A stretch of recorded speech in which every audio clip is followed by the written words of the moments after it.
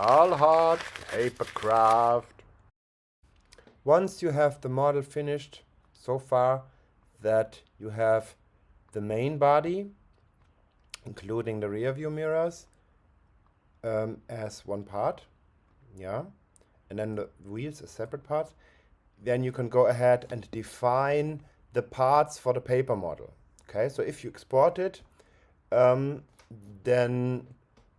it will be all, the software will automatically define the parts and will make the whole body as one part. Okay.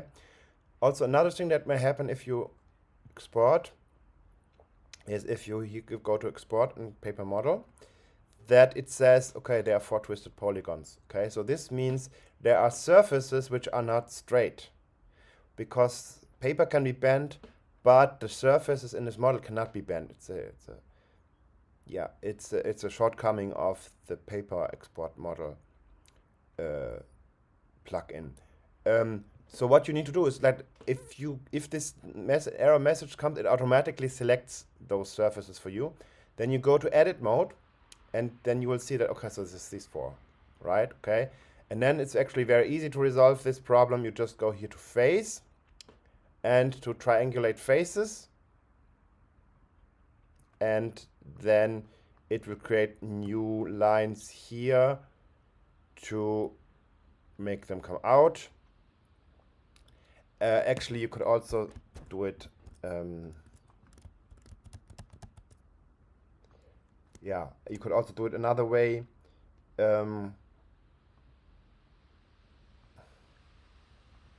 Okay, so you can also do it another way. If you have, if you want to export it out, and then again the error message comes, you can also use the knife to create a new surface. That way you can control better what will be the new surface. So here, like this. But this is the same one. So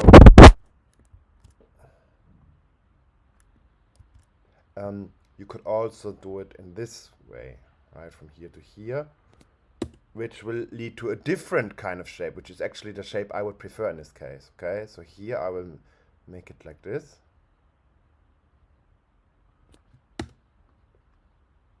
Oh no, that was the wrong corner. Okay, corner to corner, and corner to corner, and corner to corner. Okay, so then you go back, and then you can export again. Hopefully now it will work. Yeah, and it may take a while, because you didn't define a part, so that's why it might take a long time to export out. Okay, so now you have exported out, and then of course when you export out, you have here in the top, this is the scale. The scale is important because the scale defines how big your model will be in the end. You have create tabs and create numbers, which can be better to turn off, because the tabs, especially on round parts, it creates too many small tabs, and numbers may be in front of the surfaces, so they actually disturb. Okay. Another thing which may be worth to deal with is down here. If you have, if you want to edit in Illustrator or similar software later, you might want to uncheck these 2 boxes, because they create some white lines which later you will have to remove with a lot of cost. Then you can export out, and then let's have a look. Okay, and it seems there was a problem. Oh, okay, there's a problem. Okay, let's go back. So once again, try to export out, export paper model. And usually the most common problem is that the image is too big. So here it says the large is 1. So if it's always safer to set this a little bit lower. Okay. So now I set this to say 50. So now it's clearly smaller than the page. Okay. And then I can export.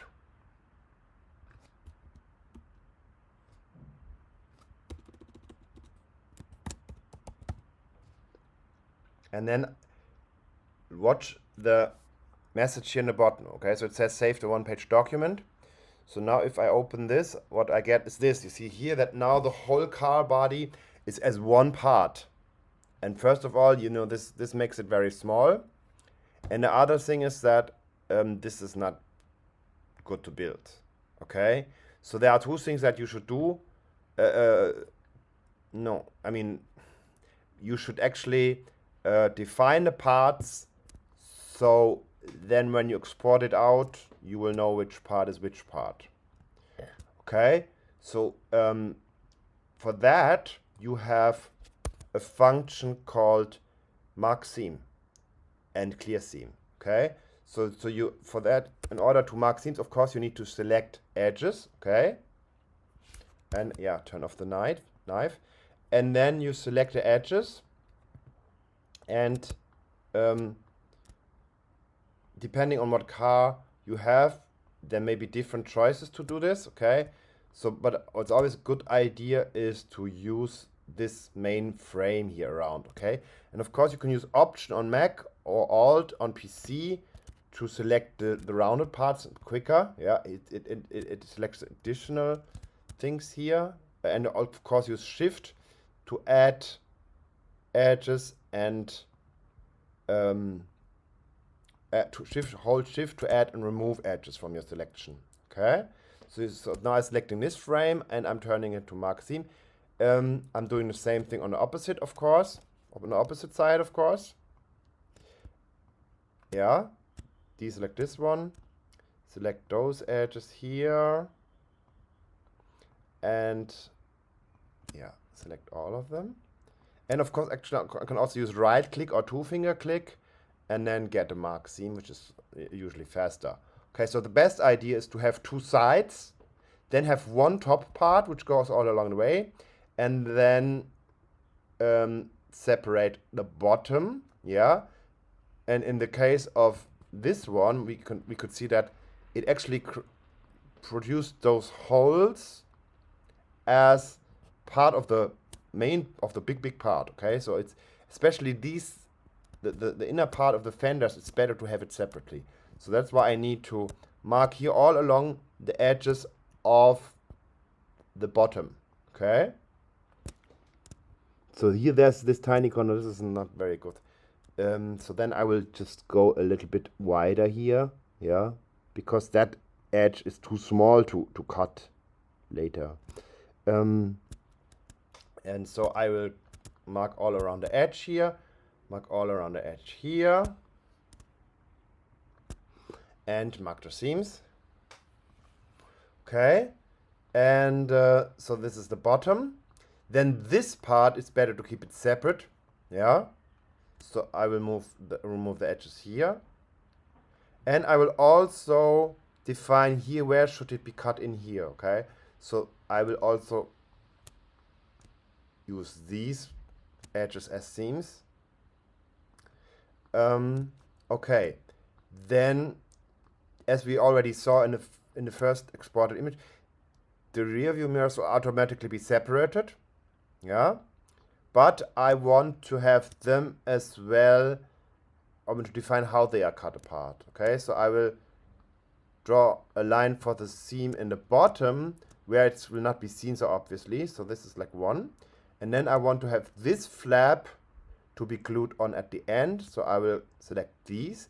Remember that where you mark a seam is where you will cut later in the model. And where you leave a black line is where it will be folded. Okay? So, and another thing is also might be a good idea to define here that these two are cut in. Although, actually, I'm not sure. I have to try it. Okay, so mark seam. So now I defined all the seams for this part. I will go back to the main view, and good idea to save.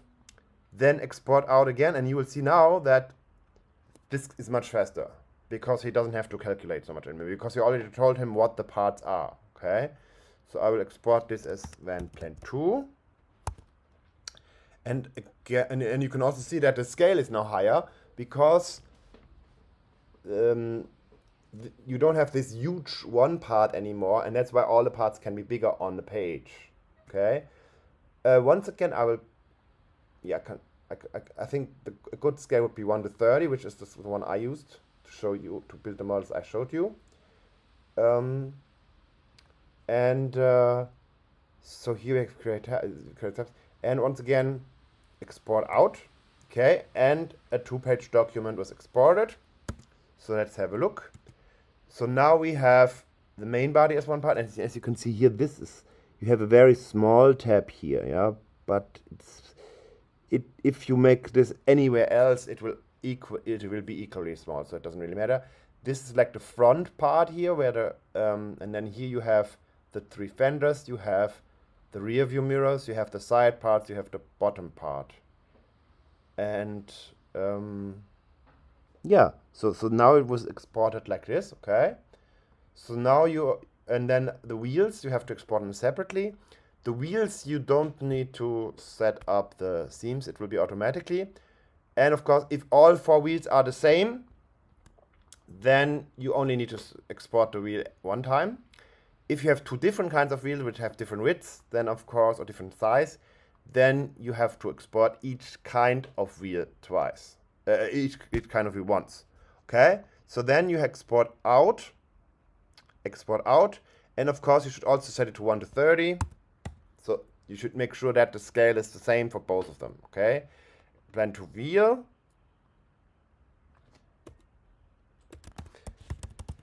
And export paper model. Okay, and then I have the wheel here. As you can see, this is tiny on the page.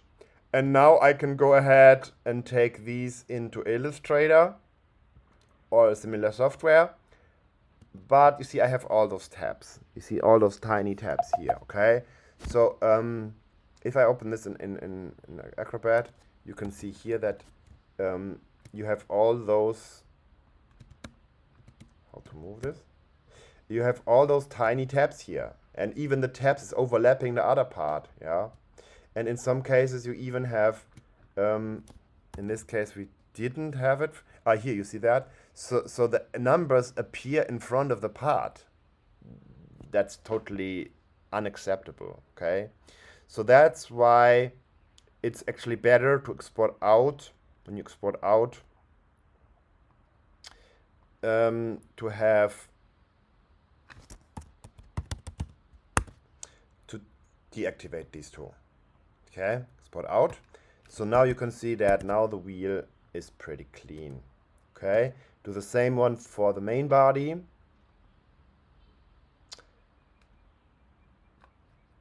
Yeah, don't forget to put the right scale.